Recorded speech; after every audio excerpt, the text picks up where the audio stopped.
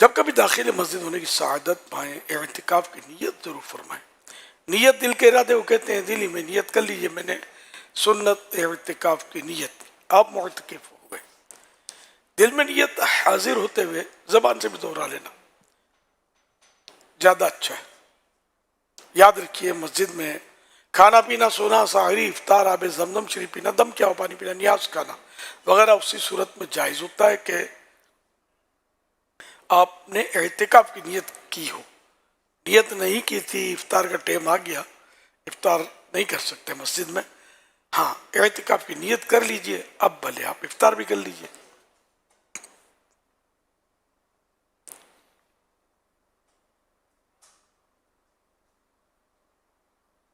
صلو علی الحبیب صلی اللہ علی محمد۔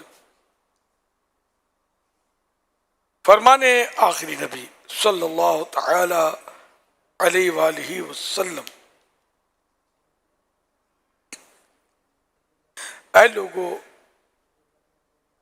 بے شک بروز قیامت اس کی دہشتوں یعنی گھبراہٹوں اور حساب کتاب سے جلد نجات پانے والا شخص وہ ہوگا جس نے تم میں سے مجھ پر دنیا کے اندر بکثرت درود پاک پڑھے ہوں گے۔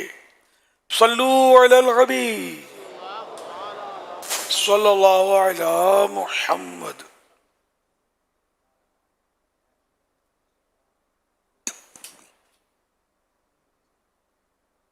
الحمدللہ ہفتہ وار مدنی مذاکرے کا سلسلہ شروع ہو چکا ہے۔ آپ سوالات کیجئے، ہر سوال کا جواب وہ بھی بالصواب یعنی درست دے پاؤں یہ ضروری نہیں، بن پڑا تو عرض کرنے کی کوشش کی جائے گی، بھول کرتا پائیں فوراً میری اصلاح فرمائیں، مجھے آئیں بائیں شائع کرتا اپنے کہے پر اڑتا نہیں، بھول ہونے کی صورت میں قبول کرتا پائیں گے۔ صلو علی الحبیب صلی اللہ علی محمد۔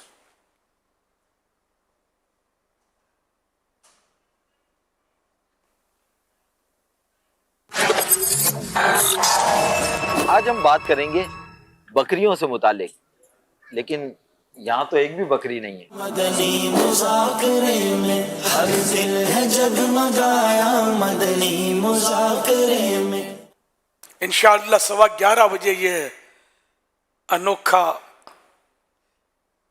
سوال چلا جائے گا۔ یہ واقعی انوکھا، بقرعید دن نہیں ہے، چلی گئی، لیکن گائے بکروں کی باتیں ہوں گی۔ اب وہ کون سی باتیں ہوں گی وہ انشاءاللہ وقت پر آپ سنیں گے۔ صلو علی الحبیب صلی اللہ علی محمد۔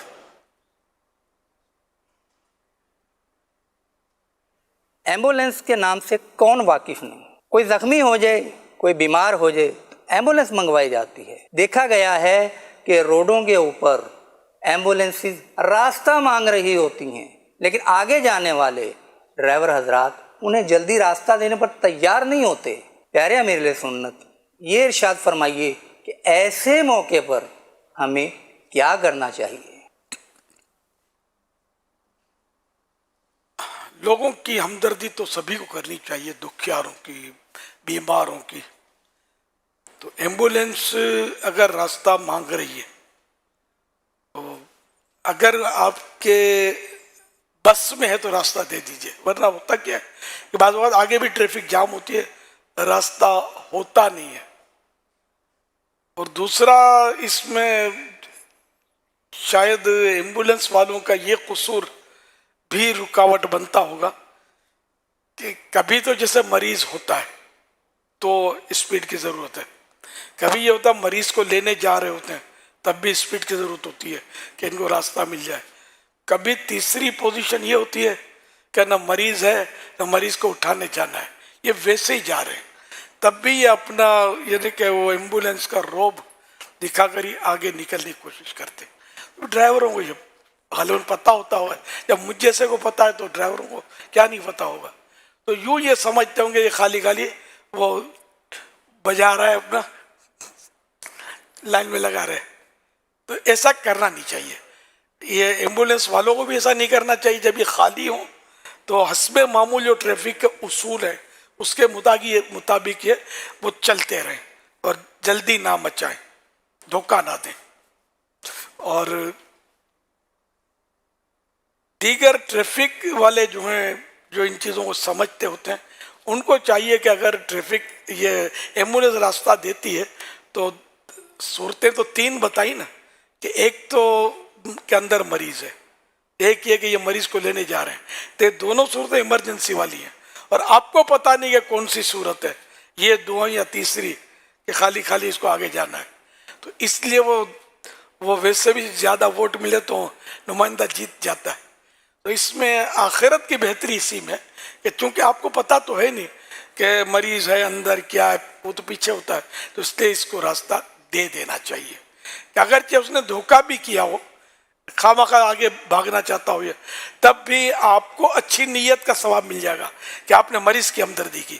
یا تو مریض ہے یا مریض کو لینے جا رہا ہے، دونوں صورتوں میں ہمدردی تو پائی گئی نا مریض سے. تو اس لیے وہ راستہ ان کو دے دینا چاہیے. اور ایمبولینس والے اور جو بھی اس طرح کے ادارے اگر مجھے سن رہے ہیں تو مہربانی کر کے اپنے ڈرائیوروں کو یہ تاکید کریں کہ جب ان کی ایمبولینس میں وہ ایمرجنسی کی صورت نہ ہو تو یہ مہربانی کر کے دوسری گاڑیوں کے مطابق ہی اصول پر وہ چلا کریں اور خواہ مطلب ہارن بجا بجا کر اور راستہ نہ مانگا کریں تاکہ وہ ایمرجنسی میں بھی راستہ مل جایا کرے. ورنہ یہ کہ یہ دشواری پیش آتی ہے. جیسے کہ ایک وہ چرواہا بکریاں چراتا تھا، ایک بار اس کو مستی سوجی اور یہ ٹیلے پہ چڑھ کے چلانے لگا کہ بھیڑیا آ گیا، بھیڑیا آ گیا، بھیڑیا انہیں ولف آ گیا، بھیڑیا آ گیا تو بکریاں اٹھا لے گا، دوڑو مدد کے لیے آؤ. تو وہ جو گاؤں تو ساتھی تھا، تو گاؤں کے لوگ جس کے ہاتھ میں لاٹھی ہتھوڑی چھڑی جو بھی آئی وہ لے کے دوڑے بھیڑیے کو بھگانے کے لیے، ہماری بکریاں کھا جائے گا. لیکن وہ چروا وہ ٹیلے پر کھڑا ہنس رہا تھا کہ میں تو مذاق کر رہا تھا. اب وہ لوگ واپس چلے گئے، برا بھلا کہتے ہیں چروائے کو کہ خام کو دوڑایا. اچھا اب دوسری بار سچ مچ بھیڑیا آ گیا، اب یہ گھبرایا، اب تو یہ بکریاں کھا جائے گا. یہ پھر ٹیلے پہ چڑھا اور چلانے لگا کہ میری مدد کرو پلیز ہیلپ، بھیڑیا آ گیا، ولف آ گیا، دوڑو بچاؤ بچاؤ. لیکن لوگوں نے یہی سمجھا کہ یہ ہے شرارتی، اس دن کی طرح آج بھی شرارت کر رہا ہوگا، تو کوئی نہیں آیا. بھیڑیے نے جو کر رہا تھا بکریوں کے ساتھ وہ کر کے چلا گیا اور نقصان ہوا. تو اس طرح مطلب یہ کہ جو دھوکہ دیتا ہے وہ آخر کار نقصان ہی اٹھاتا ہے، اپنا بھی نقصان کرتا ہے اور دوسروں کو بھی نقصان پہنچاتا ہے، خود بھی ڈوبتا ہے دوسروں کو بھی لے ڈوبتا ہے. تو اس لیے دھوکہ نہیں کرنا چاہیے، جھوٹ نہیں بولنا چاہیے کہ اس میں نقصان ہی ہے، فائدہ ہے نہیں. اللہ پاک کی نافرمانی میں یہ بھلا کوئی فائدہ ہو سکتا ہے؟ صلو علی الحبیب صلی اللہ علی محمد. میرا امیر اہل سنت کی بارگاہ میں سوال ہے کہ اکثر اوقات لوگ قبلے کی طرف منہ کر کے تھوک رہے ہوتے ہیں، تو اس طریقے سے قبلے کی طرف منہ کر کے تھوکنا کیسا؟ قبلے کی طرف منہ کر کے تھوکنا جو ہے اس کی ممانت ہے اور سختی سے ممانت بھی ہے. مطلب ایک شخص نے قبلے کی ایک امام نے قبلے کی طرف تھوکا، سرکار صلی اللہ علیہ وسلم کی بارگاہ میں شکایت آئی اس کی، تو آپ نے فرمایا کہ یہ تمہاری نماز نہ پڑھا ہے، یعنی اس کو امامت کے لیے منع کر دیا گیا. کعبے کی طرف تھوکتا ہی، تو اس طرح مطلب یہ کہ کعبے کی طرف نہیں تھوکنا چاہیے، احتیاط کرنی چاہیے. اچھا اب یہ کہ کعبے کی توہین کی نیت نہیں ہوتی انسان کی جب تھوکتا ہے، یہ ذہن میں رہے کہ اگر کوئی معاذ اللہ کعبے کی توہین کی نیت سے تھوکے گا تب تو کافر ہو جائے گا. کعبے کی تعظیم یہ فرض ہے اور توہین کفر، یہ نیت نہیں ہوتی، بس غفلت کی وجہ سے لوگ تھوک رہے ہوتے ہیں. اب بعض اوقات تو پتہ بھی نہیں ہوتا اور تھوک رہے ہوتے ہیں، تو اب اس پر ظاہر ہے کہ کوئی کیا دفعہ لگے گی. تاہم یہ کہ کعبے کی طرف جب پتہ ہو تو تھوکنا نہیں چاہیے. اسی طرح पेशाब वगैरह भी न काबे की तरफ मुंह करके करना चाहिए न पीठ करके, कि ये दोनों सूरतें हराम हैं। मुंह करने को बोलते हैं इस्तिकबाल किबला, पीठ करने को बोलेंगे इस्तिदबार किबला। तो ये इस्तिदबार किबला हो या इस्तिकबाल किबला हो, पेशाब करते वक्त ये हराम है। और बाद लोग ये करते हैं, जो अब सुन लिया ना, तो थोड़ा मोहतात जिनका जहन होता है वो थोड़ा सा वो क्रॉस कर लेते हैं और ये समझते हैं काबे की तरफ ना रहा। तो ये हमेशा ख्याल रखिएगा कि 45 की डिग्री में, एंगल में 45 की डिग्री के अंदर अंदर अगर रुख करना, चेहरा करना या पीठ करना पाया गया तो ये भी इस्तिकबाल व इस्तिदबार किबला हो गया। तो इसलिए आप करें तो 45 डिग्री से ज़्यादा तिरछा कर दें किबले से। और बेहतर यह है कि जैसे कि समझाने के लिए कि ये सलाम हम फेरते हैं तो ये 90 डिग्री हो जाता है ना, तो ये जिस तरफ हम सलाम फेरते हैं ना, तो बस इस तरफ पीठ हो या मुंह, तो काबे तरफ वो करने में वो मसला नहीं रहेगा। अगर 45 डिग्री के बाहर थोड़ा सा रखेंगे, तो बाज़ औक़ात आदमी यूँ होता है, कभी यूँ तिरछा होता है, तो यूँ काबे की तरफ मुंह और पीठ होने का इम्कान रहेगा। तो अपने घरों को चेक कर लीजिए और मुमकिन सूरत में इसकी तरकीब बना लिए। बाद लोग समझते हैं काबे की तरफ मुंह नहीं करना चाहिए, लेकिन वो यूँ समझते हैं पीठ करने में कोई हर्ज नहीं है। तो उनके घर का जो वॉशरूम होता है, WC या कमोड, ये फिर किबले की तरफ पीठ किए हुए होता है, तो ये भी नहीं चलेगा। तो इसको दुरुस्त करवा कर सवाब हासिल करें। अब अगर जगह किराए की है तो मकान मालिक को एतमाद में लेकर मसला समझा कर इनको आप इस तरह ज़रूर करवा लीजिए कि मतलब कब तक ये, वरना आप गुनाह करते रहेंगे। इस तरह अगर किबले की तरफ मुँह या पीठ करते रहेंगे तो ज़ाहिर है कि कसदन जानबूझकर जो ऐसा करेगा गुनाह तो करेगा ना, जबकि कोई सी सही मजबूरी भी ना हो। सल्लु अलल हबीब सल्लल्लाहु अलैहि वसल्लम। वो थूकना तो तंज़ीह,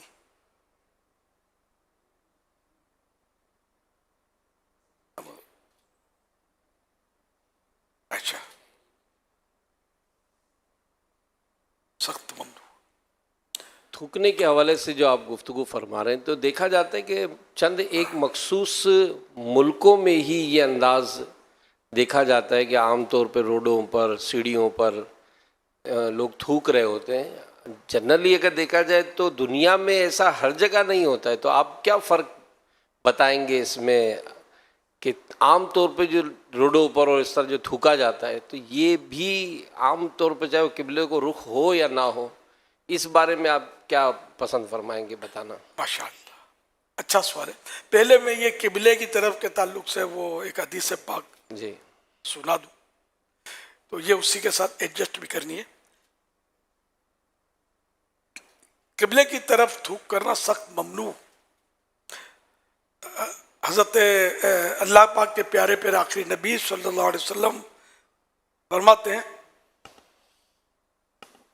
जिसने किबले की तरफ थूका वो क़यामत के दिन इस हालत में आएगा कि उसका थूक उसकी आंखों के दरमियान यानी पेशानी पर होगा। हवाला सुनन अबी दाऊद जिल्द 2 पेज नंबर 179। सल्लु अलल हबीब सल्लल्लाहु अलैहि मुहम्मद।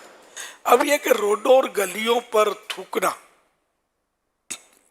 ये कानूनी तो जुर्म है, हर जगह ये नज़ाफत के, सफाइयों के ये कानून तो होते हैं, लेकिन अब कानून पर अमल कौन करे कौन करवाए ये बड़ा मसला है।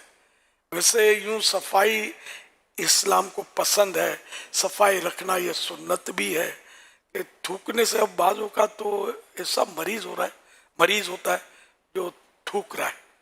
अब जैसे कि जिसको टीबी है, ये डॉक्टरी तहकीक की बात कर रहा हूँ, जैसे कोरोना के भी मसाइल हुए थे, टीबी ये सारे यानी कि फॉर एवर टाइप का मरज है। ये कोरोना तो सीजन वाइज आया اور الحمدللہ چلا گیا. اب اس کے کوئی سا خاص شور ہے نہیں، بلکہ اب شور ہی نہیں ہے اس کا. ٹی بی کا مریض اگر بلغم نکالے گا نا تو اس کے بھی جراثیم پھیلتے ہیں. جس کے اندر چلے گئے بیچارہ وہ آزمائش میں آ گیا. اسی طرح بعض اور امراض بھی ایسے ہوں گے کہ جن کے تھوک سے وہ بیماریاں پھیلتی ہوں گی. اور طبعی طور پر بھی انسان کو گھن آتی ہے. وہ ہمارے ہاں تو کیا وہ کھڑکیوں سے تو برآمدوں سے آگ تھو کر کے اب کوئی گزر رہا ہے اس غریب پر پڑا، وہ تو اوپر دیکھے گا بیچارہ گھبرا گیا کہ کس نے کیا، آپ چھپ جائیں گے. لیکن آپ ایسی جگہ چھپیں جہاں خدا نہ دیکھ سکے، اور یہ ممکن نہیں ہے. اللہ پاک تو ہمیں دیکھ رہا ہے، تو ہم نے یہ کیا کر دیا اس کے. اچھا کسی کی کار کھڑی ہے اس پہ پان کی پچکاری مار دی، وہ نہیں دیکھ رہا، خدا دیکھ رہا ہے. اس طرح کسی کی دیوار پہ پچکاری مارتے ہیں. یہ پان خور جو ہوتے ہیں نا، گٹکا خور، پان خور، یہ اس طرح کے گناہوں سے بھی ان کا بچنا مشکل ہوتا ہے کہ اگر کسی کی دیوار پر پچکاری مار دی، یہ ایزی لیا جاتا ہے اس کو. کسی کی دیوار پہ تھوک دینا، پچکاری مار دینا، یہ ایزی لیا جاتا ہے. یہ اس کو ایزی نہ لیں، یہ ہے تکلیف دہ، پریشان کن ہے. یعنی جس کا مکان ہے، جس نے بیچارے نے رنگ چونا کروایا ہے، وہ دیکھے گا کہ آپ نے اس کی دیوار پر وہ پچکاری سے وہ نقش و نگار بنا دی ہیں پان کی تھوک کے، تو اس کے دل پر کیا گزرے گی؟ اچھا تو نہیں لگے گا. یا کسی کے کار، یہ کار بیچارے روز دھوتے دھلواتے ہیں، پیسے خرچہ کرتے ہیں، پان پر آپ نے تھوک مار دیا، بلغم مار دیا، تو پچکاری مار دی پان کی یا گٹکے کی، تو اس کو کتنا اس کا دل دکھے گا. تو کسی کی چیز پر، کسی کی گاڑی پر، کسی کے کپڑوں پر آپ نے پچکاری آپ کی لگ گئی تو وہ بیچارہ کیا کرے گا. ہمیں احتیاط کا ذہن ہی نہیں ہے.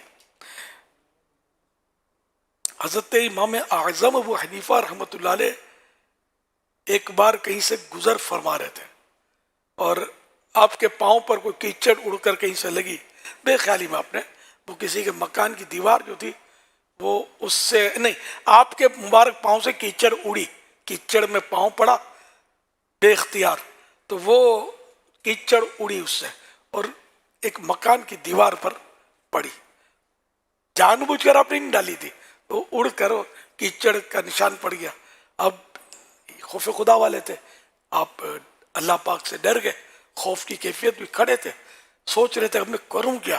میں اگر اس کو صاف کرتا ہوں تو اس دیوار کی کچھ مٹی اکھڑ جائے گی، پہلے دیواریں بھی کچی ہوتی ہوں گی نا، مٹی اکھڑے گی، اور نہیں صاف کرتا تو اس مکان والے کی دیوار خراب ہو چکی. اب مجھے کیا کرنا چاہیے، فیصلہ نہیں کروا رہے تھے. اتنے میں ایک غیر مسلم کا مکان تھا، وہ گھر سے نکلا ہوگا اور اتفاق سے امام اعظم ابو حنیفہ سے اس نے قرضہ لیا ہوا تھا.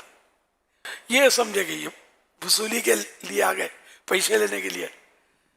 تو اس نے وہ معذرت کرنے لگی کہ وہ فی الحال تھوڑا ہاتھ تنگ ہے اور میں ابھی دے دوں گا، میں آپ مطلب فکر نہیں کریں.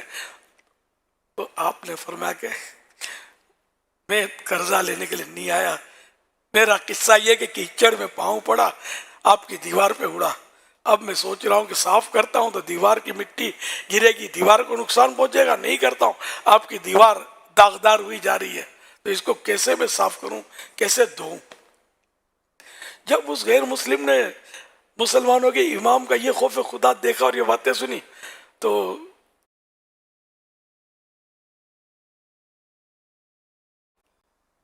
اس نے جیسے کہ کہا کہ حضور وہ دیوار تو بعد میں صاف کریں گے، پہلے میرے دل کی گندگی صاف کر کے مجھے مسلمان کر کے اسلام میں داخل کر لیجئے. تو وہ مطلب یعنی کہ یہ خوف خدا دیکھ کر امام اعظم کا مسلمان ہو گیا. اور ہمیں ہمیشہ اللہ سے ڈرنا چاہیے، اور جو بھی ایسی غلطی ہو تو چھوٹے باپ کا بن جانا چاہیے. یہ محاورہ ہے کہ چھوٹے بڑے باپ کا نہیں بنے. میرا کوئی نہیں بگاڑ سکتا، ہم کسی کے باپ سے نہیں ڈرتا. کیا نہیں ڈرتا یار، जब मलकुल मौत आएंगे तो पता चल जाएगा भाव ये कौन किससे नहीं डरता है। तो अल्लाह पाक आफियत नसीब फरमाए, हम इस हाल में दुनिया से जाएं कि हम पर किसी बंदे का हक बाकी ना हो, वरना क़यामत के दिन बड़ा मसला हो जाएगा। नेकियां देनी पड़ेंगी, अपने पास नेकियां नहीं हुई तो उसके गुनाह सर पे लेने पड़ेंगे, और यूं हाजी नमाजी होने के बावजूद जहन्नम का रुख करना पड़ेगा। अल्लाह पाक आफियत नसीब फरमाए। सल्लू अलल हबीब। एक ही अगर वो डीपी होती है ना उसकी जो भी है तो ढूंढने में आसानी होती है।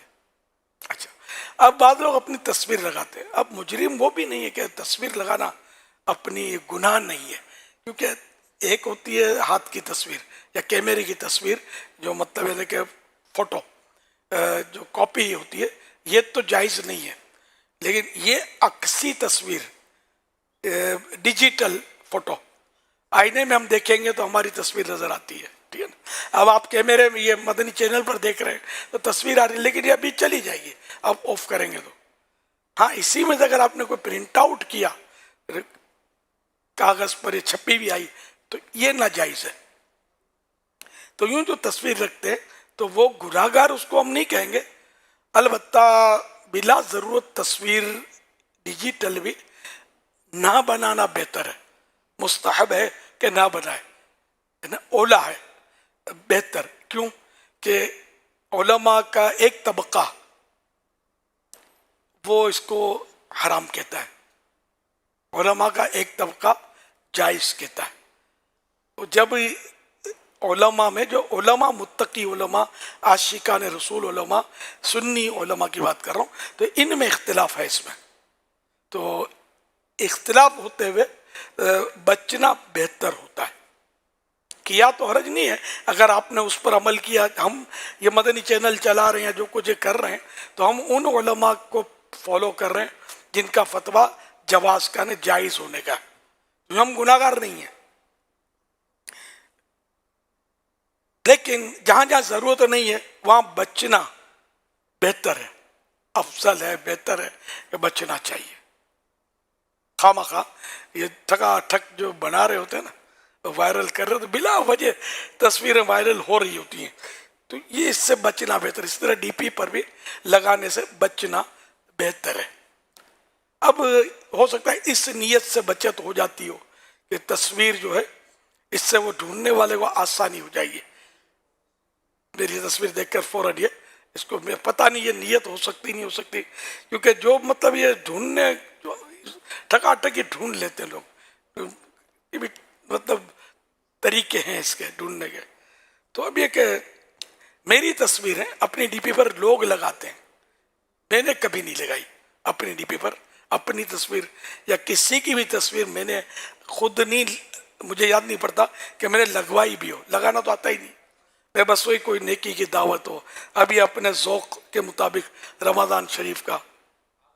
अच्छा, फिर कोई माइक के साथ लगाता है अपनी तस्वीर, तो अभी अल्लाह बेहतर जाने, जो भी नियत हो कि मैं बयान किया करता हूँ, कोई दुआ के अंदाज में लगाएगा, कोई तस्बीह पकड़ के लगाएगा, हो सकता है हर वक्त तस्बीह पढ़ता रहता हूँ, उसने जन ज़बरदस्ती खींच खांच के लाना ही पड़ेगा, समझे, तो खींचने से होगा नहीं। मतलब तो बहरहाल बदगुमानी ना की जाए कि तस्वीर दिखा रहा है, रिया कर रहा है माज़अल्लाह, लेकिन ये कि या तो तस्वीर ऐसी हो कि जिससे कम से कम लोगों का जहन जो है ना वो मुंतशिर हो। ताम यह किसी के बारे में बदगुमानी भी नहीं करनी चाहिए, हर एक के बारे में हम अच्छा गुमान करें कि कोई ना कोई इनके पास इसकी अच्छी नीयत होगी, और ना लगाएं तो ज्यादा अच्छा है। ज़ाहिर वो तो है ही अच्छा, कोई नेकी की दावत दें या नेकी की दावत बदलते रहें, कुछ ना कुछ कोई हदीस पाक कम अल्फाज वाली लगा ली, 2-4 दिन के बाद दूसरी लगा ली, फिर तीसरी लगा ली, तो इस तरह इस नियत से कि मैं नेकी की दावत दे रहा हूँ, ये भी अच्छा काम है। सल्लू अलल हबीब सल्लल्लाहु अला मुहम्मद। ये निगरान शूरा सुन रहे हैं कहीं, लगता है, तो इन्होंने भेजी है बात तस्वीर। انہوں نے بھیجی ہے یا آپ نے بھیجی ہے؟ اچھا،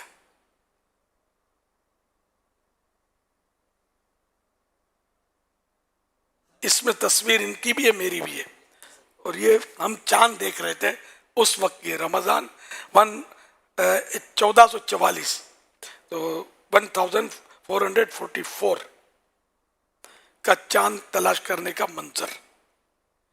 اس میں بھی شعر یہی ہے: دیکھ کر چاند میں رو پڑا تھا، سامنے ہجر کا غم کھڑا تھا، جلد رخصت کا وقت آ گیا ہے، ہائے تڑپا کے رمضان چلا ہے. بچوں کی بھی کچھ تصویریں ہیں اس میں. صلو علی الحبیب صلی اللہ علی محمد. اس طرح آپ نے ایک ذہن دیا تھا یاد رمضان کا، تو شاید یہ بھی یاد رمضان ہے کہ جی جی، ماشاء اللہ. یاد رمضان میں نے بھی وہی لگایا نا، پھر میں بھول گیا کہ میں نے لگایا ہوا ہے، پرانا ہو گیا نا، یہ نیا ہوتا تو شاید یاد آ جاتا، لیکن یہ پھر وہی بات تصویر ہے تو جائز ہے.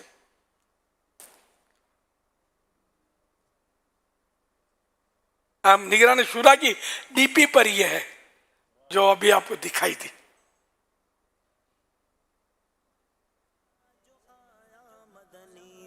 اچھا، میری تصویر جو لگاتے ہیں وہ خدا نہ خواستہ برکت کی نیت نہ کریں. کسی سے بھی عقیدت ہو اس کی تصویر لگانا برکت کی نیت نہ کریں. یہ برکت والی جب ہے ہی خلاف اولا اور بعضوں کے نزدیک تو حرام، تب پھر برکت کا تصور معدوم. پھر تصویر پہلے جو پوجا پاٹ میں تصویر اب بھی استعمال ہوتی ہے، تصویر پوجا پاٹ میں، یہ غیر مسلم اب بھی تصویروں کو بھی پوجتے ہیں اور احترام سے رکھتے ہیں، تو اس لیے وہ تصویر پہلے حلال جائز تھی. انبیاء علیہ السلام، بعض انبیاء کرام کی تصویریں تابوت سکینہ میں موجود. یہ قرآنی واقعہ ہے اس تابوت سکینہ کا، تو اس میں موجود. تو بعد میں مطلب یہ کہ یہ احکام میں تغیر کی وجہ سے زمانے کے، جب اللہ پاک چاہتا تو وہ مطلب اس میں فرق فرماتا، اور اللہ پاک کو سب پتہ کہ آگے کیا ہونا ہے، آگے کیا ہو رہا ہے، سب پتہ اس کو، ہمیشہ کے لیے پتہ ہے، تو اس کی مشیت ہے. تو بعد میں یہ کہ لوگوں نے اپنے پہلے تو بزرگوں کی تصویریں رکھی احترام کے لیے، اور بعد میں اتنا احترام بڑھا ان کا کہ وہ حد سے گزر گیا اور ان کے آگے جھک گئے اور ان کی پوجا کرنے لگے. تو یوں مطلب تصویر پھر حرام کر دی گئی.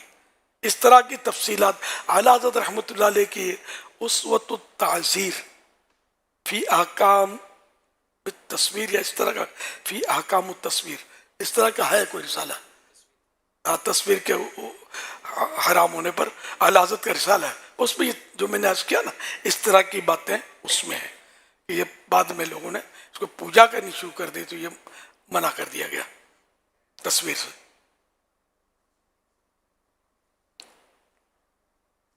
تو یہ ہم نے جو ڈیجیٹل تصویر کی بات کیا، وہ تصویر تو اب بھی میں اس کو ناجائز ہی سمجھتا ہوں، جو اس کی فوٹو نکالنے کی. اب بعض صورتیں جو مجبوریوں کی علماء نے اجازت نے دی ہیں وہ اس سے مستثنا ہے، وہ الگ ہے.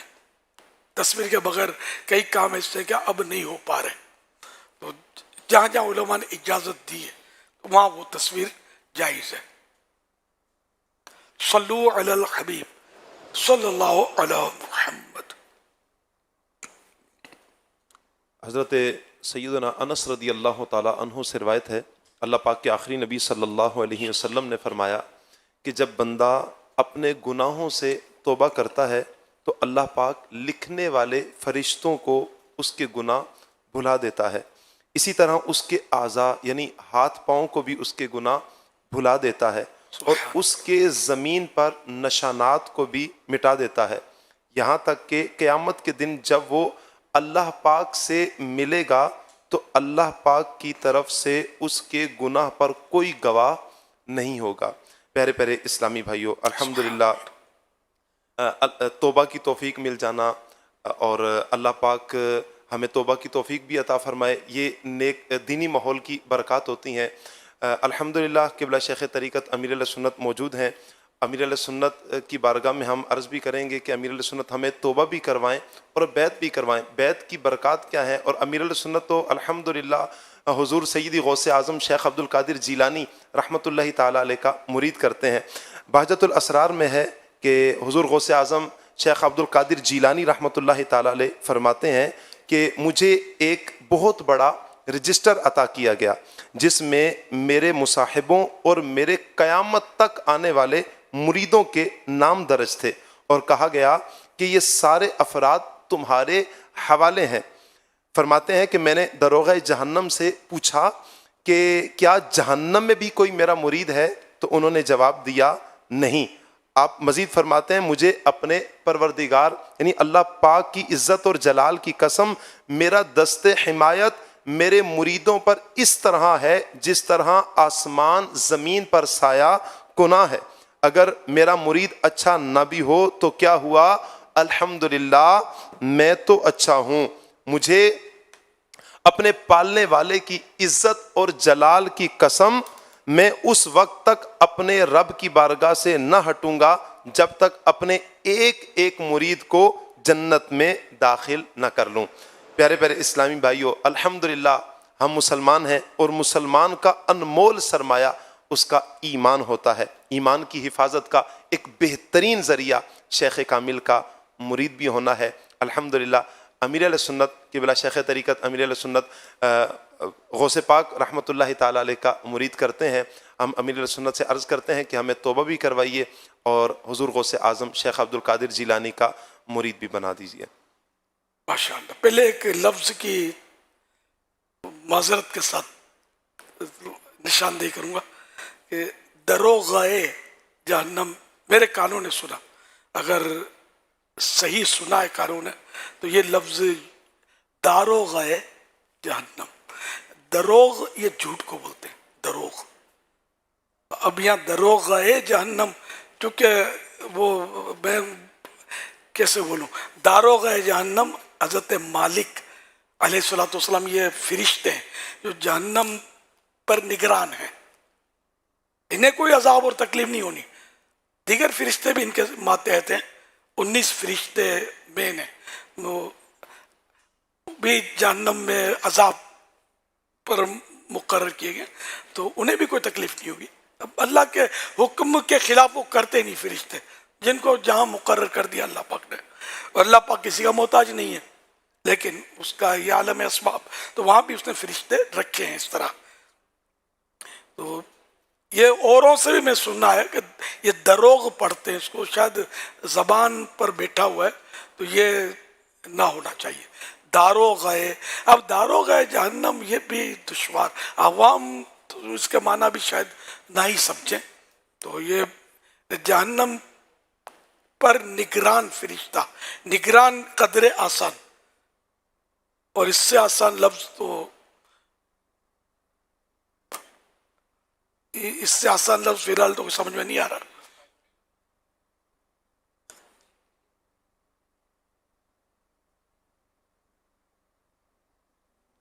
صلو علی الحبیب صلی اللہ علی محمد. جزاک اللہ خیرہ سیدی. وإیاکم.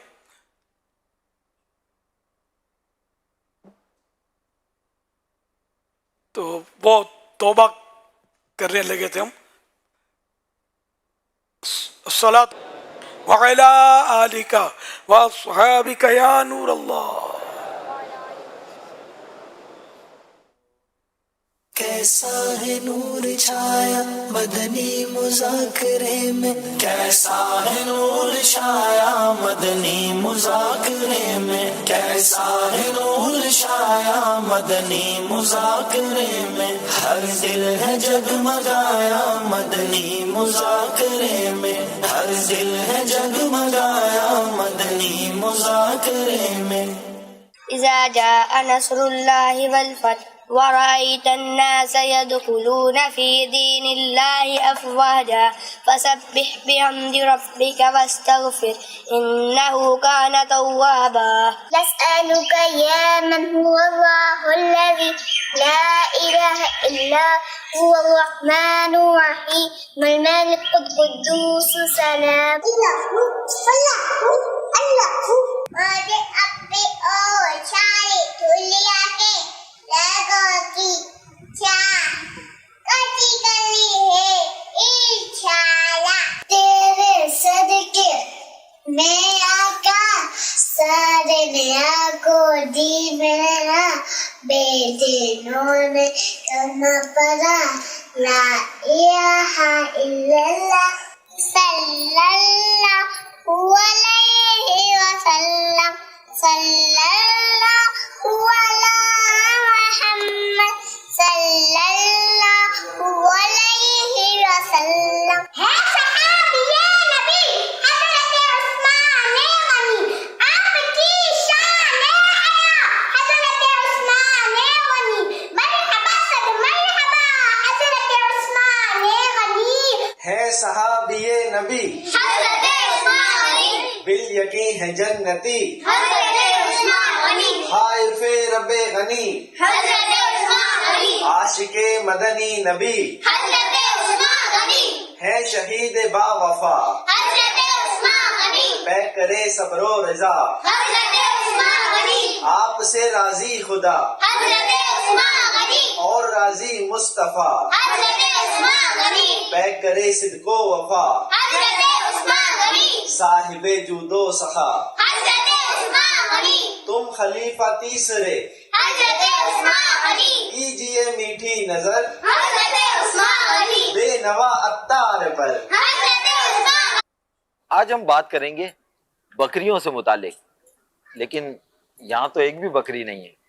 اصل میں ہم جن صاحب سے آج بات کریں گے بکریوں سے متعلق، ان کے پاس بہت ساری بکریاں ہیں لیکن وہ کسی اور جگہ پر ہیں. تو آج ہم ریکارڈنگ کرنے آئے تھے تو وہ ہمیں صاحب مل گئے تھے. اس سلسلے میں ہم بات کرتے ہیں نعیم بھائی سے. اچھا نعیم بھائی، مجھے پتا لگا تھا کہ آپ نے 100 بکریاں پالی ہوئی ہیں اپنے کیٹل فارم میں. تو یہ 100 بکریاں پالنے کی کیا وجہ ہے؟ 101 نہیں اور 99 نہیں، 100 بکریاں، اس کے پیچھے کیا ریزن ہے؟ اصل میں یہ ماشاءاللہ یہ بکریاں تو ہم نے جب سے یہ کام شروع کیا یہ ریوڑ ہمارے پاس ہے. ہمارے جو بڑے بھائی ہیں ان کسی عالم صاحب سے سنا انہوں نے کہ 100 بکری جو پالے گا وہ کبھی کم دست نہیں ہوگا اور کبھی پریشان نہیں ہوگا. ہمارے نبی صلی اللہ علیہ وسلم کی یہ سنت بھی ہے. جب پالنا شروع کیا تھا آپ نے تو 1-2 سے اسٹارٹ کیا تھا یا 100 بکریوں ڈائریکٹ 100 نہیں بکریوں یہ خریدی تو تھی؟ ہمیں ماشاءاللہ 20 سال ہو گئے. شروع میں تھا 13-14 تھی، پھر وہی بڑھتی گئی. پھر اب ہم نے جو اس کو یعنی کہ 3-4 سال سے ہم ماشاءاللہ ہماری کوانٹٹی یوز ہو گئی ہے. اچھا یہ 100 بکریاں جو ہیں یہ آپ نے الگ رکھی ہوئی ہیں؟ بالکل. یہ ابھی ہم نے ایک جگہ پہ 100 رکھی. وہ 100 بکریاں جو آپ نے رکھی وہ کس مقصد کے لیے؟ برکت کے لیے رکھی ہوئی ہے. صرف برکت کے لیے. رکھی. اچھا مطلب اس کو بیچیں گے نہیں آپ؟ بکریوں کو تو نہیں، مگر یہ کہ اس کے بچے ہوں گے ان کی قربانی کر سکتے ہیں، ہم اپنے گھر پہ کر سکتے ہیں. اچھا جو مادہ ہوگی اس کو ہم نسل بڑھانے کے لیے. اچھا 100 بکریوں میں سے جیسے آپ کہہ رہے ہیں کہ تعداد بڑھ بھی جاتی ہے تو ہے نا، وہ تو پھر آپ 100 کر دیتے ہوں گے کہ الگ کر دیتے ہوں گے بکریاں بچے وغیرہ. لیکن اگر تعداد کم ہو جائے کسی وجہ سے تو پھر آپ 100 کی تعداد کیسے پوری کرتے ہیں؟ اس کو بچوں کو شامل کرتے ہیں یا دوسری بکریاں خرید کے؟ اگر موجود ہوتے ہیں بچے اس قابل ہوتے ہیں کہ وہ گھاس کھا رہے ہیں تو ان سے کوانٹٹی بھی پوری کر سکتے ہیں، ہم پرچیز بھی کر لیتے ہیں. شیخ آپ نے سنی نعیم بھائی کی باتیں؟ پلیز ایک تو یہ بتائیے کہ یہ جو انہوں نے علماء کرام سے سنا ہے کہ 100 بکریاں بیک وقت رکھیں تو یہ بہت ہی کار ثواب کا کام ہے اور خیر و برکت کا کام ہے، اور اس میں سے نہ ایک بکری زیادہ نہ ایک بکری کم. یہ تمام باتیں جو انہوں نے کہی، اب آپ ہی بتائیے پلیز کہ کیا ہے حقیقت اور کیا افسانہ؟ ان کو کسی نے بتایا کہ کسی عالم نے بتایا ہے کہ 100 بکریاں، اور سوال میں کہا گیا کہ انہوں نے سنا ہے علماء کرام سے، تو یوں تھوڑا مبالغہ ہو گیا ہے. 100 کا تو کوئی روایت مل نہیں سکی 100 کے عدد کی. البتہ بکریوں کو پالنا مطلقاً بکریوں کے تعلق سے تو ہے روایتیں. ابن ماجہ شریف کی صحیح درجے کی حدیث مبارکہ ہے کہ ام ہانی رضی اللہ عنہا کہتی ہیں کہ نبی اکرم صلی اللہ علیہ وسلم نے ان سے یعنی ام ہانی سے فرمایا تم بکریاں پالو اس لیے کہ ان میں برکت ہے. تو یہاں 100 کا فگر نہیں ہے، مطلقاً ہے کہ بکریاں پالو. ایک اور فرمان مصطفیٰ صلی اللہ علیہ وسلم ہے گھر میں ایک بکری ایک برکت ہے، 2 بکریاں 2 برکتیں، 3 بکریاں زیادہ برکت ہیں. حضرت علامہ عبدالرؤف مناوی رحمۃ اللہ علیہ حدیث پاک کی شرح میں لکھتے ہیں یعنی جس قدر بکریاں زیادہ ہوں گی اسی قدر برکت زیادہ ہوگی، کیونکہ بکریوں میں برکت ہے. اسی طرح اس کے دودھ اور افزائش نسل کی صورت میں منافع پروفٹ بھی ہیں. تو جس قدر بکریاں زیادہ ہوں گی تو اسی قدر یہ فائدے بھی زیادہ حاصل ہو سکیں گے. اور برکت کی ایک شرح یہ بھی ہے کہ ان کی نسل تیزی سے بڑھتی ہے. تو یہ بکریوں میں اب تک 100 سے کم نہ ہو زیادہ رہو، یہ اس قید والی تو کوئی روایت پڑھی سنی نہیں، کتابوں میں بھی تلاش کروائی تو ملی نہیں ہے. مطلقاً بکریوں کا یہ آپ کہیں کہ بکریاں رکھنے میں برکت ہے، یہ مشورہ ہے میرا. جب تک کوئی یا آپ کو کوئی حدیث پاک مل جائے ٹھیک ہے. اب ہر داڑھی والا عالم یا علماء نہیں ہوتا. عام طور پہ کوئی داڑھی والا ہوگا، چھوٹی سی داڑھی رکھی ہوگی یا کوئی عمر رسیدہ ہوگا، اس نے بتا دیا ہوگا 100 بکریوں کا، خدا بہتر جانے. واللہ تعالی اعلم ورسولہ اعلم عز وجل وصلی اللہ تعالی علیہ وآلہ وسلم. صلو علی الحبیب. اللہ پاک آپ کی بے حساب بخشش فرمائے. سوال یہ ہے کہ خواتین اپنے ناک اور کان چھدواتی ہیں تو یہ کن کی سنت ہے؟ اور یا سیدی ارشاد فرمائیے کہ اگر کوئی خاتون ایسی نہ ہو جو کان اور ناک چھید سکے تو کسی ڈاکٹر سے یہ کام کروا سکتی ہیں؟ اور اگر بالفرض کوئی اسلامی بہن اپنے ناک اور کان نہ ہی چھدوائے تو کیا وہ گناہ گار کہلائے گی؟ یا سیدی میرے لیے، میرے والدین کے لیے اور میرے علاقے کے تمام ذمہ داران کے لیے ایمان کی سلامتی کی دعا، بخشش کی دعا فرما دیجئے. یغفر اللہ لنا ولکم ولہم بغیر حساب. کان چھدوانے کا رواج جو حضرت سارہ سیدنا ابراہیم خلیل اللہ علیہ نبینا وعلیہ الصلوۃ والسلام کی زوجہ محترمہ حضرت بی بی سارہ رضی اللہ عنہا نے سب سے پہلے کان چھدوائے. تو کان چھدوانا عورتوں کے لیے بالکل جائز ہے کان چھدوانا. اور مرد نہ چھدوائے، بلکہ مرد بھی بعض اوقات بالی پہنتے ہیں اور وہ مطلب بولتے ہیں منت، یہ بودلا بولتے ہیں. ہماری میمن قوم میں بھی یہ دیکھا تھا کہ کوئی بزرگ کا مزار ہوگا بودل شاہ یا سے کچھ اس کی نسبت سے بولتے تھے کہ یہ کان چھدواتے، وہ کان چھدواتے تھے، یہ نہیں کہ بس ان کی منت مانتے ہم لوگ. تو یہ مرد کے لیے بالی پہننا اس طرح یہ جائز نہیں کہ عورت کی نقل ہے. یہ ایسی منت مانی بھی ہو تو اس کو پورا کرنا جائز نہیں ہوتا. ہاں عورتیں بے شک چھدوائیں.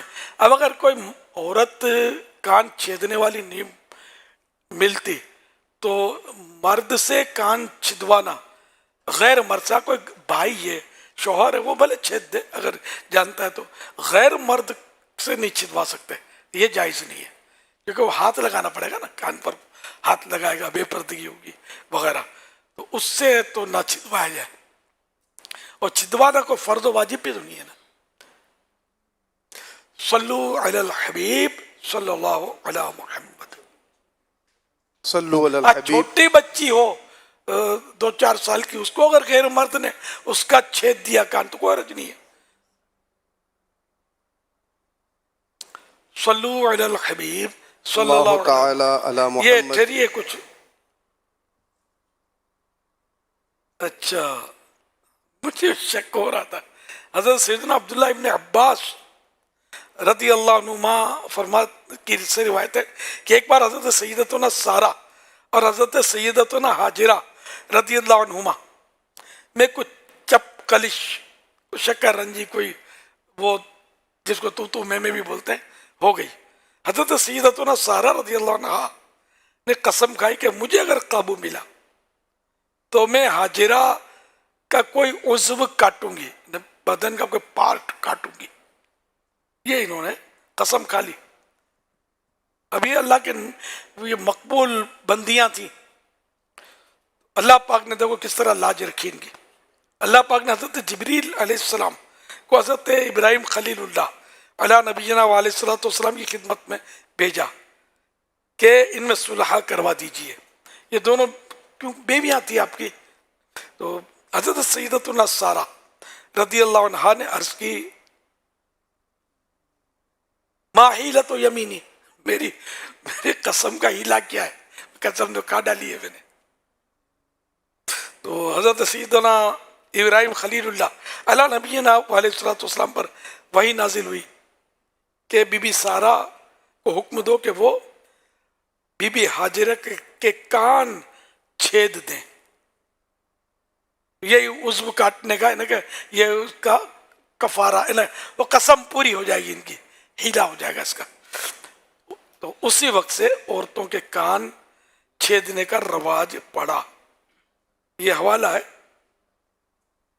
غمز العیون البصائر شرح الاشباع والنظائر, الاشباع والنظائر جلد 3 پیج نمبر 295. صلو علی الحبیب صلی اللہ علیہ محمد. اور یہ احکام نماز مکتبۃ المدینہ کتاب ہے, اس کے پیج نمبر 29 پر ہے. نبی کریم صلی اللہ تعالی علیہ وسلم, معاف کیجیے, پہلے جو میں نے کہا تھا صرف سارہ کا تو وہ نکال دیجیے گا.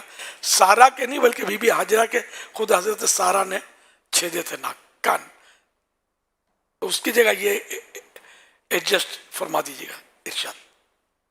نبی پاک صلی اللہ علیہ وآلہ وسلم کے زمانہ پاک میں بھی عورتیں اپنی باقاعدہ کان چھدوایا کرتی تھیں اور زیورات اس طرح پہنتی تھیں. بلکہ خاص وہ حدیث پاک عید کے موقع پر رسول اللہ صلی اللہ علیہ وسلم نے جب صدقہ کرنے کا عورتوں کو حکم فرمایا تو اپنی بالیوں کو یعنی کانوں سے نکال کر حضرت بلال رضی اللہ تعالیٰ عنہ جو کپڑا پھیلائے ہوئے تھے تو اس کے اندر بھی ڈالا ہے. تو یعنی حضور صلی اللہ علیہ وسلم کے زمانے پاک میں بھی اور آپ کے سامنے بھی اس طرح کا یہ عورتوں کا معمول رہا. تو یہ ان کی زیب و زینت اور جو کہ جائز. البتہ ناک کے سوراخ کے بارے میں یہ بیان فرمایا کہ یہ اس زمانے میں نہیں بلکہ اس کے بعد عورتوں میں یہ زینت عام ہوئی کہ وہ ناک کے اندر بھی سوراخ کر کے کچھ نہ کچھ پہن لیتی ہیں. تو اس کو بھی فقہاء کرام نے جائز فرمایا اور اس کی اجازت دی. البتہ ہمارے آج کے اس دور میں بعض جگہوں پر فساق عورتیں یا غیر مسلم عورتیں وہ عجیب و غریب طریقے سے ناک کے بیچ میں سوراخ کر کے بھی کچھ بالیاں لٹکائی جاتی. تو اس کی ہمارے علماء ممانعت فرماتے ہیں کہ اس طرح کی مشابہت بالکل اختیار نہیں کرنی چاہیے. سب مختلف ملکوں میں مختلف طریقے ہیں. تو آپ نے حج میں ہو سکتا ہے دیکھے بھی ہوں اس طرح کے مناظر, کیا کیا کانوں میں اور ناک کیا کیا لٹکا لیتی ہیں عورتیں, عجیب عجیب. ہمارے یہاں تو اگر کوئی نکلا اس طرح تو اس کو کارٹون بنا دیں لوگ. تو باہر ملکوں میں طرح طرح کے رواج ہیں, کیا کیا پہن رہے ہوتے ہیں. ابھی بقرہ عید گزری ہے تو مویشی منڈی میں جانا ہوا تو کچھ جانوروں کو بھی بالیاں ٹائپ کے پہنائے ہوئے ہیں اور ناک کے اندر بھی جیسے ایک تو نت ہوتی ہے ایک الگ سے کڑا باقاعدہ. تو پوچھا ان سے کہ یہ کیوں پہنایا ہوا ہے تو بولے یہ بھی ان کی خوبصورتی کے لیے پہنایا ہوا ہے اور جیسے پورا ایک کڑا ہے اور وہ ناک کے اندر اس کو پہنایا ہوا ہے. تو یہ بھی اب لوگوں نے شروع کیا ہوا ہے, بولے ان کی خوبصورتی کے لیے پہنایا ہوا ہے. وعلیکم السلام ورحمۃ اللہ وبرکاتہ. اس وقت کان میں بالیاں پہننے کے تعلق سے جو ذکر ہو رہا ہے مردوں کا, تو میں یہی درخواست کروں گا امیر سنت کی بارگاہ میں کہ اس پر ایسا کلام ہو کہ کیونکہ یہ ایسا فیشن بن گیا ہے کہ کہہ سکتے ہیں کہ شاید بڑھتا ہی چلا جا رہا ہے اور ٹھیک ٹھاک بڑھتا چلا جا رہا ہے. اور شاید ایسا لگتا ہے کہ مردوں کو یا تو اس کا علم نہیں ہے یا کیا بات ہے کہ یہ اس کی شرعی حیثیت کے تعلق سے، تو ہو سکتا ہے کوئی ایسی آپ کی طرف سے پیاری سی بات آ جائے کہ جنہوں نے پہنا ہوا ہے کل کو ایسا ان کو ویڈیو کلپ سننے کو مل جائے، یہ اتار دیں اور ان کے متعلق کیا حکم ہوگا تاکہ درست بات پتہ چلے کہ تو ایسے بھی ہوتے ہیں جن تک بات پہنچ جاتی ہے تو وہ ماشاءاللہ عمل بھی کر لیتے ہیں. تو اللہ کرے کہ یہ ہو جائے کہ یہ کان میں بعد اب تو کہ ناک میں بھی ڈالنے والوں کی تعداد نظر آ جاتی ہے کہ ناک میں بھی اس طرح کی یہ چیزیں ڈال لیتے ہیں. اللہ خیر فرمائے. میں چاہوں گا کہ کچھ اس پر اس طرح کے مدنی پھول بھی اور مزید مل جائیں کہ یہ اتار دی جائے نا. اللہ کرے. یہ میں وہ بزرگ کا نام بھول گیا تھا، داول شاہ، یعنی یہ داول شاہ کا بودلا، یہ ذرا ایڈٹ کر لیجئے گا وہاں، یہ ایڈجسٹ کرنا. یہ بولتے تھے کان میں ایک کان میں چھید کر کے یا تو کالا دھاگا باندھتے تھے یا اس میں کوئی کچھ چاندی وغیرہ کا وہ رنگ ڈالتے تھے. اب بھی ڈالتے ہوں گے بیمن برادری، گجراتی برادری میں، تو یہ بھی صحیح نہیں ہے. اچھا، اب عورت کی مشابہت کے لیے نے دو کان میں عورتیں یہ ایئرنگ وغیرہ ڈالتی ہیں اور مرد ایک کان میں ڈالتا ہے. اچھا، عورت کی طرح ایئرنگ نہیں ہوتا ان کا کوئی رنگ ہوتا ہے. اب اس کو کیا بے آئینی عورت کی مشابہت کہیں گے یا نہیں؟ مجھے اس کے بارے میں تردد ہو رہا تھا کہ میں نے ناجائز کہا تو، لیکن اب پتہ نہیں کہ میں صحیح بھی ہوں یا نہیں.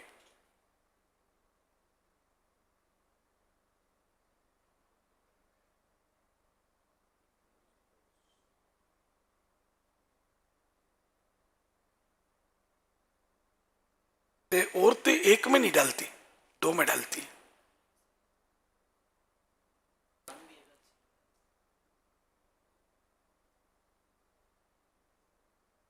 اگر رنگ ڈالنے کے لیے کوئی ایک کان بھی چھدوائے گا تو اس نے عورت سے مشابہت تو اختیار کر لی ہے. اب جیسے عورتیں بعض اوقات دونوں ناک کے دونوں سائڈوں پر جو ہے وہ چھدواتی ہیں، اب اگر کوئی ایک طرف سے چھدوا کر بالی پہنے تو بھی اس نے عورت کی مشابہت کی ہے. عورت تو ایک طرف، زیادہ تر ہمارے یہاں ایک طرف، وہ ہم سری بولتے ہیں میمن میں، سری پہنتی تھی سونے کی یہاں ایک نترے پر. تو یہ تو سمجھ میں آتا کہ ایک طرف عورتیں چونکہ کر رہی ہیں تو یہ ہے تو مشابہت.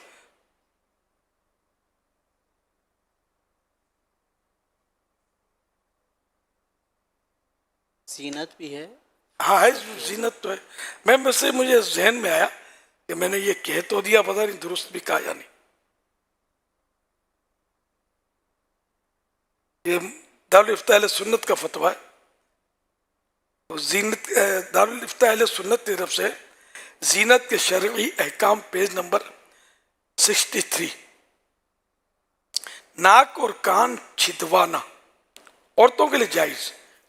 ناک اور کان میں سوراخ کروانا عورتوں کے لیے جائز اور مردوں کے لیے ناجائز، کیونکہ ناک اور کان چھدوانے میں عورتوں کے لیے زینت ہے جبکہ مردوں کے لیے زینت نہیں.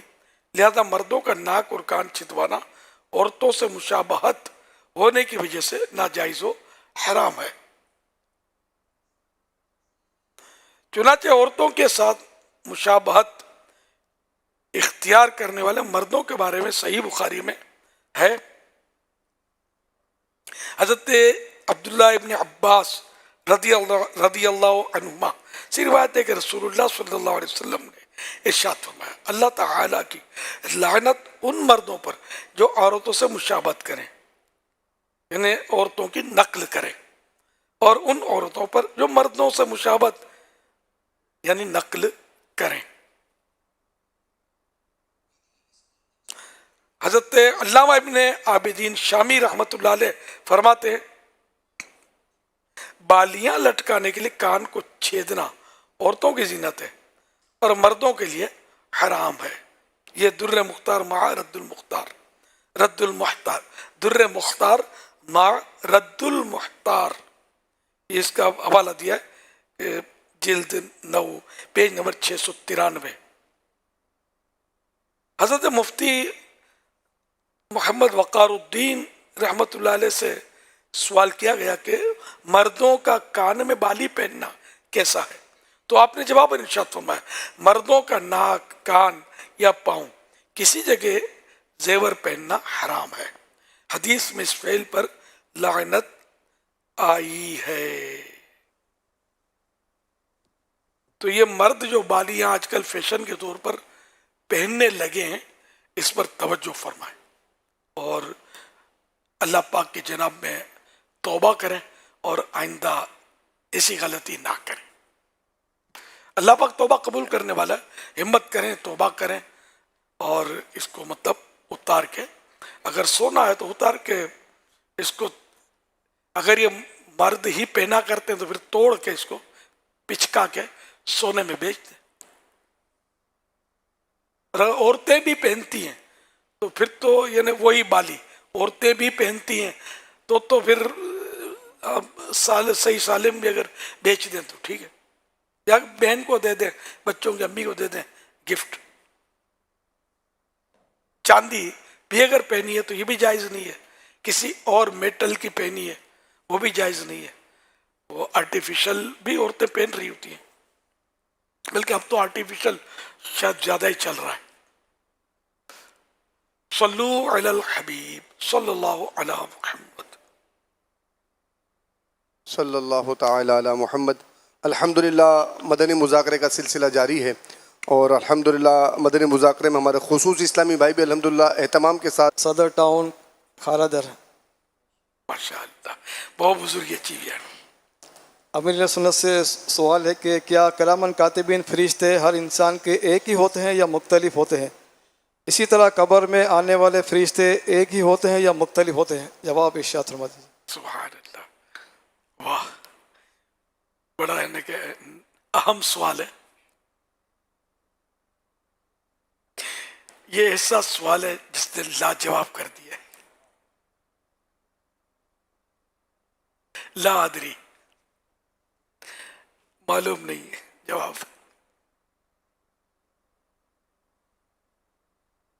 یاد آیا تو انشاءاللہ معلومات کروں گا میں، یاد آیا تو۔ یا مرشید انہوں نے سوال تو کر ہی دیا، آپ کی خدمت میں حاضری ہو ہی گئی ہے، تو ان سے کیا مدنی فیس لینا چاہیں گے؟ ان کو پورا ہی لے لیں آپ۔ انہوں نے ایک اب بھی کام تو دعوت صاحب کی ذمہ داری تو ہوگی شاید، یا اب الحمدللہ ہفتہ اور اجتماع مدنی مذاکرے کی ٹاؤن سطح پہ ذمہ داری ہے نا؟ الحمدللہ یہ دعوت اسلامی سے پہلے کے ہیں، الحمدللہ ان کے سامنے سمجھو دعوت اسلامی بنی ہے، تو میں نہیں بولا اب تو بہت بزرگی آ گئی ہے، تو میرا خیال ہے 60 کے اوپر نکل گئے ہوں گے، ہجری سن کے حساب سے 66۔ اللہ اکبر، اللہ پاک برکت دے آپ کو اور لمبی عمر، عافیت والی دین کی خدمتوں بھری، سنتوں بھری نصیب کرے۔ ہماری بہت پرانی نشانیاں ہیں، بہت ساتھ رہے ہم، ساتھ چل مدینہ بھی ہوئے ہیں یہ، الحمدللہ۔ اللہ پاک آپ کی لمبی عمر کرے، عافیت والی۔ تو یوں مدنی قافلے میں سفر وغیرہ ہر مہینے 3 دن ہوتا رہے، نیک اعمال کے مطابق زندگی گزرے، تو آخری عمر میں تو زیادہ آدمی کرے۔ اب یہ کہ اب جو بھی ہماری عمریں چل رہی ہیں بونس میں چل رہی ہے، سچی بات تو یہ ہے۔ صلو علی الحبیب صلی اللہ علی محمد۔ السلام علیکم ورحمۃ اللہ وبرکاتہ۔ وعلیکم السلام۔ کیسے ہیں فواز بھائی؟ خیریت سے ہیں؟ اللہ کا شکر ہے بھائی، امان ہے؟ اللہ سے ہیں جی جی اور طبیعت صحت کیسی ہے؟ جی اللہ کا بڑا کرم، آپ سنائیں ماشاء اللہ کیسا چل رہا ہے کام وغیرہ؟ مجھے ایسا محسوس ہو رہا ہے کہ شاید کسی نے بندش کروا دی ہے کاروبار کی۔ چلے اللہ پاک آسانی فرمائے۔ دیکھیں یہاں ایک بات میں آپ کو عرض کروں اپنا فواز بھائی، عروج و زوال جو ہے نا یہ کام کا حصہ ہے، نشیب و فراز یہ زندگی میں آتے رہتے ہیں، یعنی اتار چڑھاؤ، کبھی کے دن بھلے تو کبھی کی راتیں بھلے۔ چلے میں بندش کا توڑ میں آپ کو بتاتا ہوں، آپ اس کے مطابق عمل کیجئے گا، انشاءاللہ الکریم اس عمل کی برکت سے آپ کی بندش کا توڑ ہو جائے گا۔ اس طرح کریں گے آپ کہ نماز فجر ادا کریں با جماعت، نماز فجر ادا کرنے کے بعد آپ اپنے آفس آئیں۔ اچھا جو اب آپ کا مین گیٹ ہے نا، مین گیٹ کے باہر آپ کھڑے ہو جائیں اور ایک مرتبہ سورۃ الناس پڑھ کر اب آپ مین گیٹ پر دم کر دیں. اچھا اب دم کرنے کے بعد اب 5 قدم پیچھے ہٹیں گے. اچھا 5 قدم پیچھے ہٹنے کے بعد اب آپ کے جو جوتے چپل ہیں نا تو ان کو آپس میں آپ نے جھاڑنے. اچھا اس میں یہ احتیاط کیجئے گا کہ جوتے چپل جو بھی ہو نا تو اس کی جو سول ہیں وہ لیدر کے ہونے چاہیے. اچھا وہ اب جھاڑنے کے بعد مین گیٹ سے آپ اپنے آفس میں داخل ہو جائیں اور آفس میں داخل ہونے کے بعد اب آپ لوبان کی دھونی دے دیں پورے آفس میں. جو بھی آپ کی کاروبار کی جگہ ہے نا پوری جگہ پر آپ لوبان کی دھونی دیں. آپ دیکھیں انشاءاللہ الکریم اس عمل کی برکت سے بندش کا توڑ ہو جائے گا.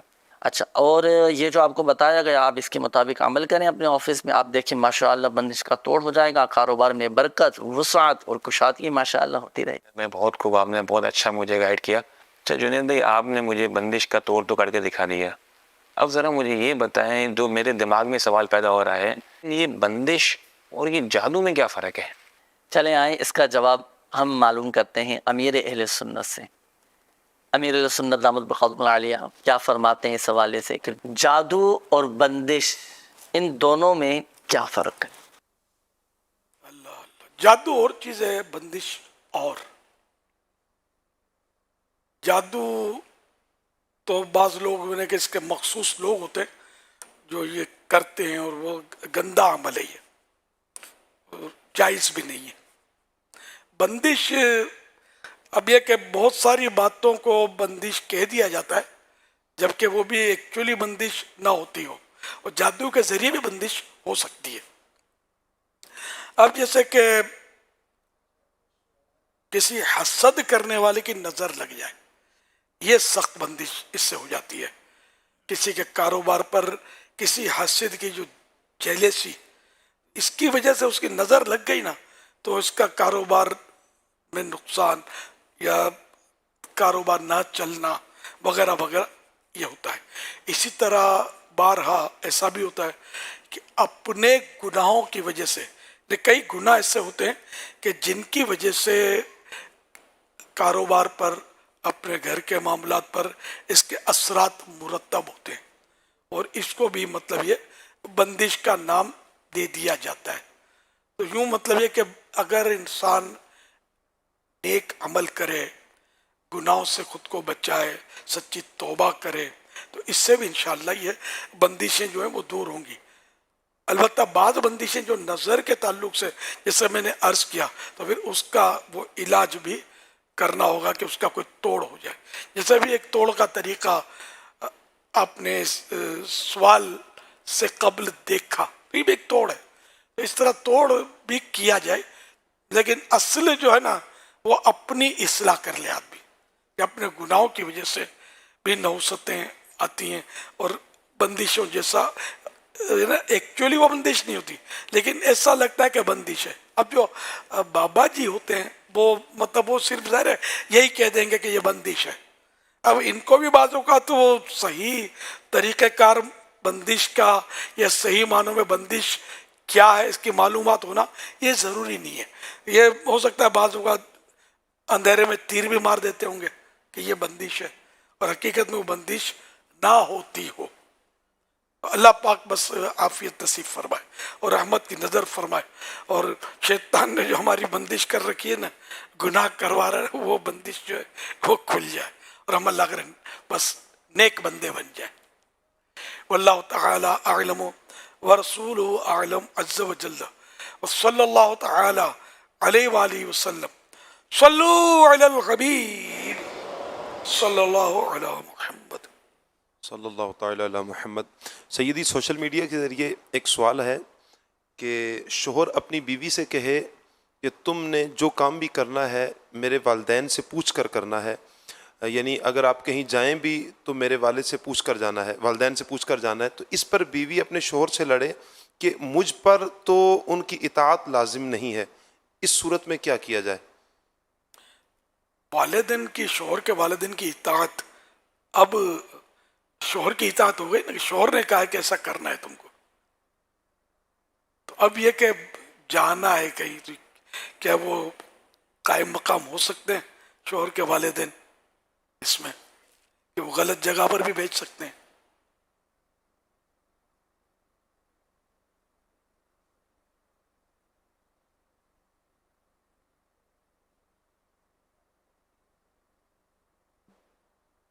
اس طرح کی باتوں میں اصل مقصود تو مشروط اجازت ہوتی ہے. مشروط اجازت یعنی کہ وہ شریعت کے مطابق ہے.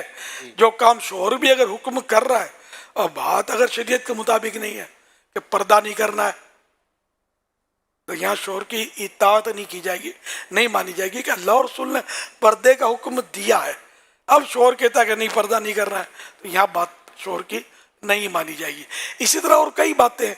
تو اسی طرح ماں باپ بھی اگر شوہر کے کہہ رہے ہیں اور کوئی غلط جگہ پر بھیج رہے ہیں تو پھر یہ کہ نہ ماں باپ کی ماننی ہے نہ شوہر کی ماننی ہے, جبکہ حقیقت میں شریعت کے مطابق وہ جگہ درست نہیں ہے, غلط ہے, تو اس پر تو کسی کی بھی اطاعت نہیں ہوگی.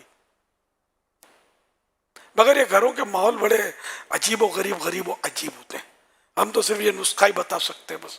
اللہ پاک عافیت نصیب فرمائے کہ گھر امن کے گہوارے بن جائیں, ورنہ فسادات, جھگڑے اور پھر حکم شریعت کی مخالفت, بعض اوقات تو پتہ نہیں کیا کیا بک دیتے ہوں گے. اللہ پاک ایمان ہم سب کا سلامت رکھے. ایسے شوہروں کے بارے میں آپ کیا ارشاد فرمائیں گے کہ جو بات بات پر اس طرح یعنی ان چیزوں پر یا عام نارمل کاموں پر بھی وہ یہ کہتے ہیں کہ جب تک آپ نے میرے والدین سے نہیں پوچھا تو پھر آپ یہ کام نہیں کریں گے. بعض گھریلو عام بھی کام ہوتے ہیں, تو کیا کہنا چاہیے؟ یعنی یہ شوہر اس طرح کی پابندیاں بیوی پر لگائے تو اس سے کیا گھر کا ماحول کچھ بہتر ہوگا یا نقصان ہوگا؟ اس طرح کی پابندیاں شاید یا تو ماں باپ کو خوش کرنے کے لیے یا پھر ماں باپ کا مطالبہ ہوتا ہوگا کہ یہ ہمارے تابع رہے, تو شوہر یوں ہو سکتا ہے بعض اوقات یہ مجبور ہو جاتا ہوگا. تو ایسا بہرحال کیا تو نہ جائے کہ اس طرح کیا وہ ان کے شوہر کا بھی نقصان ہے, ان کے ماں باپ کا بھی نقصان ہے کہ اس کو نفرت ہو جائے گی عورت کو کہ یار میں نے شادی تو اس سے کی ہے اور فرما بردار اس کے باپ کی کروں گا. یہ میرا کیا لگتا ہے یہ شیطان اس کو اور وسوسے ڈالے گا, نفس اس کو مخالفت پر یا وہ نافرمانیوں پر ابھارے گا. نتیجتاً گھر چلانے میں وہ رکاوٹیں کھڑی ہوگی. تو یوں ماں باپ کا بھی ذہن بنایا جائے کہ وہ مطلب ایسا نہ کرے, اور بیوی کا بھی ذہن بنایا جائے کہ ماں باپ جب کہیں نا کچھ تو ان کا مان رکھ لیا کرو. اس میں میرے بھی دل کی خوشی ہے, ان کا بھی دل خوش ہوگا, کسی اور مسلمان کا بھی دل خوش کرنا ثواب ہے. تو میرے ماں باپ کا دل خوش کرنا تمہیں زیادہ ثواب ملے گا کہ میری بھی تو یہ خواہش ہے نا کہ اور اس میں میری بھی. اس طرح حکمت عملی کے ساتھ نرمی سے مل جل کر گھر چلانا چاہیے. بائی آرڈر کچھ بھی نہیں ہوتا, بائی آرڈر زیادہ چلتا نہیں ہے کام, ایک دو بار چل جائے گا پھر وہ آرڈر کا جو نا پاؤڈر نکل جاتا ہے, خوشبو اڑ جاتی ہے. ریکویسٹ یہ چلتی رہتی ہے, اس کی یعنی لاسٹنگ ہے اس میں, اور ریکویسٹ کرنے سے سامنے والے کے دل میں محبت بڑھتی ہے. آرڈر کرنے سے آمیرانہ جو انداز ہوتا ہے نا اس سے محبت نہیں بڑھے گی. میں کہتا ہوں نا کرنا ہے تو وہ مطلب یعنی کہ یسر کرے گا بندہ, مجبوری ہے. پھر وہ کبھی نہ کبھی وہ بندہ جو وہ صاحب شر بن جائے گا, جس کو ابھی تک سر کہہ رہا تھا نا اس کے لیے شر ثابت ہو جائے گا. اس لیے جو جتنے بوس ہوتے ہیں, سیٹھ لوگ اور اس افسران ہوتے ہیں, یہ مہربانی کر کے اپنے مطلب احتیاط کے ساتھ ہی چلیں. ہر بات میں کہتا ہوں یہ کر لو, استاد بھی یہ کہے گا میں یہ کہتا ہوں کر لو, پیر صاحب کہیں گے اپنے مرید کو میں جو کہتا ہوں یہ کر لو. کب تک نہیں چلے گا, مرید بھی بھاگ جائے گا, شاگرد بھی دور ہو جائے گا, اور بیٹا بھی باغی ہو کر کہیں اور کچھ نہ کر دے. تو اس لیے مطلب انداز ایک بزرگ کا تو پڑا تھا کہ وہ اپنی اولاد کو بھی حکم نہیں کرتے تھے کہ کہیں بیچارہ نافرمانی کے جرم میں نہ پڑ جائے. تو وہ جو بھی کہتے تھے مشورتاً کہتے تھے. صلو علی الحبیب صلی اللہ علیہ محمد. سیدی فہد حسین بھائی سوال کرتے ہیں کہ اگر کوئی شخص نماز میں رکوع سے اٹھتا ہے سمیع اللہ لمن حمدہ, اس کی جگہ اللہ اکبر کہہ دے, سمیع اللہ لمن حمدہ نہیں کہا, تو کیا اس پر سجدہ سہو لازم ہوگا؟ سنت چھوٹے گی, तस्मी व तहमीद, समी अल्लाहु लिमन हमिदा, रब्बना लकल हम्द, या रब्बा लकल हम्द, रब्बना अल्लाहुम्मा रब्बना व लकल हम्द वगैरह, ये सुन्नतों में आएंगे। ये सुन्नतें छूटेंगी ना नमाज में, कोई है ना, चूँकि वाजिब नहीं छूटा तो इसलिए वो वाजिब भी जानबूझकर छोड़े तो नमाज वाजिब बोली अदा होती है, यानी रिपीट करना इसका वाजिब होता है, कंपल्सरी होता है। लेकिन ऐसा भी नहीं है यहाँ, तो सुन्नत छूटी, नमाज हो जाएगी, सज्जा सौ भी नहीं है। सोशल मीडिया जानबूझकर करना नहीं चाहिए कि सुन्नत का तारीख होगा, सुन्नत छूटेगी ना, जानबूझकर कोई करे ऐसा, इसमें तो चांस भी नहीं है बज़ाहिर।